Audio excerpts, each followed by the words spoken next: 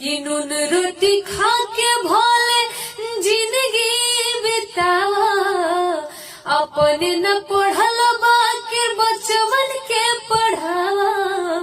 पढ़ी लिखी सीखी उहे जग में महान बा, पढ़ी लिखी सीखी उहे जग में महान बा। पढ़ लिख बबुआ कलमिए में जान बा, पढ़ लिख बबुआ कलमिए में जान बा। की है पढ़ैया अम्बेडकर जी कहले, घरे घरे शिक्षा के अलख जगैले।